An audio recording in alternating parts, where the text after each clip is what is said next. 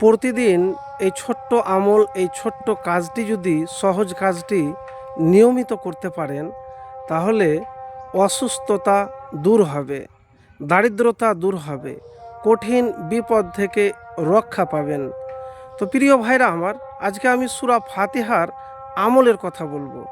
সূরা ফাতিহা দৈনিক যদি ৪১ বার বা তার চাইতে যদি বেশি পারেন, কিন্তু নিয়মিত করতে হবে ফজরের নামাজের পরে।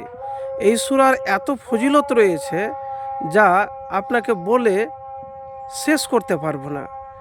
এই সূরার মধ্যে ২টি আয়াত রয়েছে, ইয়্যাকা না'বুদু ওয়া ইয়্যাকা নাস্তাঈন।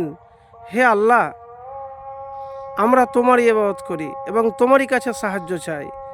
আর ইহদিনাস সিরাতাল মুস্তাকিম, আল্লাহ তুমি আমাকে সহজ সরল পথ দেখাও।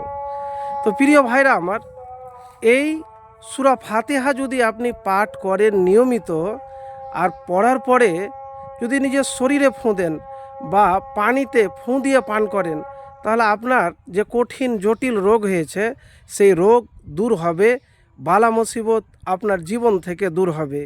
এক, দ্বিতীয়ত হলো যে সাহায্য হয়তো মানুষের কাছে আশা করছেন, কিন্তু যদি আল্লাহর কাছে এই সূরা পাঠ করে এর ওসিলাতে যদি চান, তাহলে দ্রুত আপনি সাহায্য পাবেন।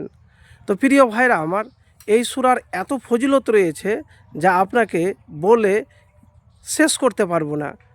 তো এই সূরা পাঠ করতে গেলে আর একটি লাভ আছে, যে সূরা ফাতিহা যদি নিয়মিত ৪১ বার পাঠ করেন, তাহলে তো অসুখ বিসুখ দূর তো হবেই, আপনার গায়েবী সাহায্য আসবে, আপনার যে অভাব রয়েছে সে অভাব দূর হবে।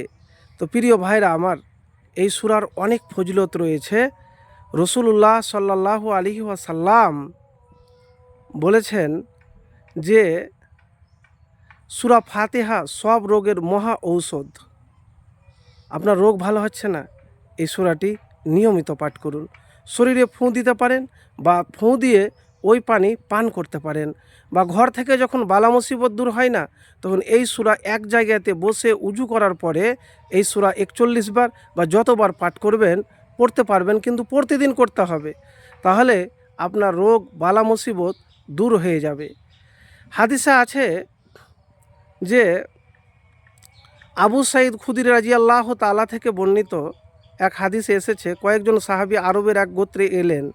গোত্রের লোকেরা তাদের কোনো মেহমানদারি করলো না। হঠাৎ ওই গোত্রের নেতারা সাপে কাটে। তখন তারা এসে বলল, আপনাদের কাছে কি কোনো ওষুধ আছে? তারা উত্তর দিলেন যে হ্যাঁ আছে, তবে আমাদের মেহমানদারি করতে হবে, আমরা প্রচণ্ড ক্ষুধার্ত।